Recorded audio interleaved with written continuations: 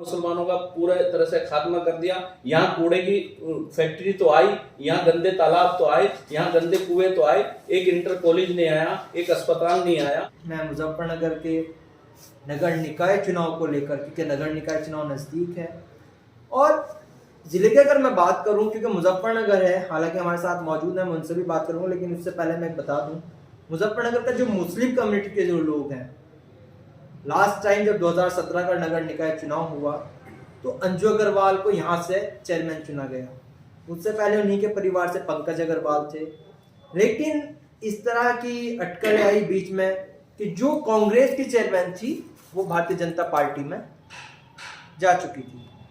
अब उसी बीच मुजफ्फरनगर के अंदर एक नई पार्टी, पहला चुनाव होगा नगर निकाय का, क्योंकि वो पार्टी है MIM, और उन्हीं के साथ साथ नगर अध्यक्ष हमारे साथ मौजूद है। सबसे पहले बहुत बहुत स्वागत आपका हमारे चैनल में। शुक्रिया जी। सबसे पहला सवाल तो मैं यही करूंगा कि आप MIM असदुद्दीन ओवैसी के पार्टी से आप जिले के नगर अध्यक्ष हैं और एक उम्मीदवार के रूप में, चेयरमैन अध्यक्ष पद के उम्मीदवार के रूप में लगातार लोगों के बीच हैं। सबसे पहला सवाल यही है कि आप किन मुद्दों पर चुनाव लड़ रहे हैं? देखिए, हमारी पार्टी जो है ऑल इंडिया मजलिस-ए-इत्तेहादुल मुस्लिमीन, वो सभी धर्मों का आदर करती है और सभी धर्मों के लोगों को साथ लेकर चलती है। खास तौर से हम असल में जो दबे कुचले लोग हैं, वो चाहे शोषित हो, वंचित हो, चाहे ऐसी समाज से आते हों, चाहे अल्पसंख्यक समाज से आते हो, उनके हकों की लड़ाई लड़ती है और लड़ रही है और लड़ती आएगी।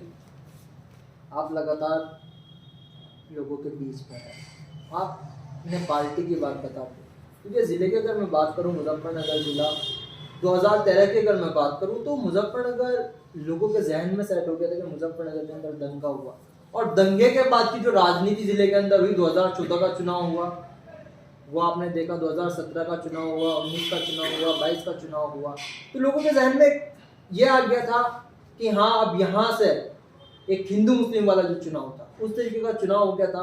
ओवैसी की अगर मैं बात करूँ, आपने बताया कि हम चाहते हैं कि हर वर्ग के लिए हम काम करें, हर समाज के लिए हम काम करें, एक यूनिटी के तौर पर हम काम करें, लेकिन कहीं ना कहीं अगर ओवैसी जी की बात करें तो ओवैसी भी कहीं ना कहीं धर्म की बात करते हैं। असल में सबसे ज़्यादा जो आज दबा कुचला वर्ग है वो अल्पसंख्यक है और ख़ास तौर से उसमें मुसलमान है। अगर वो मुसलमानों की बात करते हैं, इतना दबा कुचला होने के बाद 1947 से लेकर आज तक हमारा पिछड़ापन बढ़ता चला गया और कई रिपोर्ट है उसमें हमें जो है वो SC से भी बदतर बताया गया। तो उन्हीं के लिए हम लड़ाई लड़ रहे हैं, और अगर इस पे उन पे इल्जाम ये लगता है कि आप मुसलमानों की राजनीति करते हैं, तो ये उन पे झूठा इल्जाम है, क्योंकि आज सबसे ज्यादा उत्पीड़न जो है वो भारतीय राजनीति में मुसलमानों का हुआ है, वो बद से बदतर हो गया है। अच्छा, मुसलमानों के आपने जिक्र किया, आप खालापार के वार्ड 55 के लिए एक वोटर है, उसी के तौर में अगर मैं बात करूँ खालापार की, तो कहीं ना कहीं खालापार का जो वोट बैंक है वो समाजवादी पार्टी का वोट बैंक है। देखिए, आप उस किस नज़रिए से देखते हैं? क्योंकि अभी हाल ही में 2022 का चुनाव हुआ, लोगों ने गठबंधन पर वोट किया, भारतीय जनता पार्टी के कैंडिडेट कपिल देव अग्रवाल सदर विधायक बने। देखिए, खास तौर से मैं मुसलमानों की आपने बात की खालापार से, तो मैं आपको बता दूं, मुसलमान हमेशा सेकुलर सोच का रहा है। वो 1947 के बाद से हमारे बड़ों ने यहीं रहने का फैसला लिया और यहीं रहे, और हमेशा सेकुलर वाद पे हमने कांग्रेस को वोट दिया, उसके बाद हमने जो है यहाँ समाजवादी को वोट दिया, और जो भी सेकुलर सोच रखते हैं मुसलमान उनको वोट देता आया है। लेकिन जब उनके पिछड़े बनने का कारण भी यही पार्टियां रही हैं, उन्हें घटाते घटाते हमें आज शिक्षा से और कॉलेजों से दूर कर दिया। आप ये देखिए, खालापार में आप बैठे हैं, यहाँ आप कहीं भी घूम के जाइए, गंदगी के आपको ढेर मिलेंगे। ये 60-65 हजार के मतों वाला क्षेत्र है, इसमें कम से कम 60 हजार के करीब मतदाता रहते हैं। लेकिन यहाँ आप देखेंगे कि पिछली सरकारों में जितनी भी सेकुलर सरकारें बनी हैं, चाहे वो कोई सी भी हो, मैं नाम नहीं लेना चाहूंगा, वो मैं सेकुलर नाम इसलिए ले रहा हूं कि उन्होंने इस सेकुलरवाद में हमारा मुसलमानों का पूरा तरह से खात्मा कर दिया। यहाँ कूड़े की फैक्ट्री तो आई, यहाँ गंदे तालाब तो आए, यहाँ गंदे कुएं तो आए, एक इंटर कॉलेज नहीं आया, एक अस्पताल नहीं आया, बहुत बदतर हाल यहाँ सड़कों की है। दूसरे क्षेत्रों में जाएंगे तो आपको सड़कें भी बढ़िया मिलेंगी, हर चीज बढ़िया मिलेंगी, लेकिन ये दोहरा रवैया खालापार के साथ क्यों है कि इतने मतदाता एक मुश्त होकर बिना किसी उसके सेकुलर वादी पार्टियों को वोट करती आ रही है।